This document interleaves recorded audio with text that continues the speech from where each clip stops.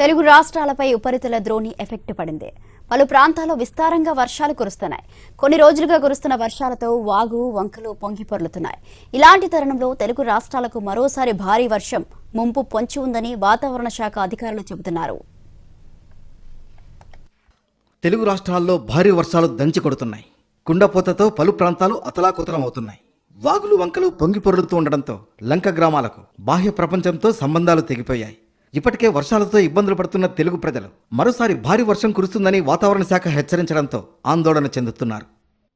వర్షాల సమయంలో రెండు రాష్ట్రాల ప్రజలు చాలా జాగ్రత్తగా ఉండాలంటూ హెచ్చరిస్తోంది ఐఎండీ. ఆంధ్రప్రదేశ్, తెలంగాణలోని పలు ప్రాంతాల్లో ఉపరితల ఆవర్తన ద్రోణి ప్రభావంతో మోస్తరు నుంచి భారీ వర్షాలు కురిసే అవకాశం ఉందని వాతావరణ శాఖ పేర్కొంది. అందులోనూ కొన్ని ప్రాంతాల్లో ఉరుములు మెరుపులతో కూడిన వర్షాలు పడే ఛాన్స్ ఉందని వాతావరణ శాఖ అధికారులు చెబుతున్నారు. వాతావరణ పరిస్థితులు ఒక్కసారిగా మారిపోతున్నాయని, ఇలాంటి పరిస్థితుల్లో ప్రజలు చాలా అప్రమత్తంగా ఉండాలని సూచిస్తున్నారు. భారీ వర్షాల కారణంగా తెలుగు రాష్ట్రాల్లోని నాగార్జున సాగర్, శ్రీశైలం, తుంగభద్ర, జూరాలతో పాటు సీలేరు, తిరుమల మరియు హైదరాబాద్లోని జంట జలాశయాలు నీటితో కళకళలాడుతున్నాయి. ఎగువ నుంచి వస్తున్న వరద నీటితో ప్రాజెక్టులు నిండుకుండలా మారాయి. మరోవైపు కృష్ణానది నుంచి ప్రాజెక్టులకు భారీగా వరద నీరు వచ్చి చేరుతోంది. దీంతో అధికారులు అప్రమత్తమయ్యారు. గోదావరికి పైనుంచి భారీగా వరద ప్రవాహం వస్తోంది. అయితే భద్రాచలం దగ్గర నీటి మట్టం క్రమంగా తగ్గుతోంది. దీంతో స్థానిక ప్రజలు ఊపిరి పీల్చుకుంటున్నారు.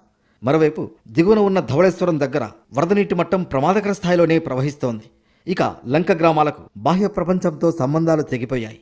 దీంతో స్థానికులు ప్రయాణాల కోసం పడవలను ఆశ్రయించాల్సి వస్తోంది. ఎగువ నుంచి ప్రవాహం పెరగడంతో నీటి నిల్వలు గరిష్ట స్థాయికి చేరాయి.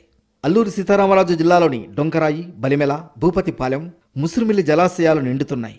తిరుమలలో ఆకాశగంగా, గోగర్భం రిజర్వాయర్లు నిండడంతో తాగునీటి సమస్య తీరింది.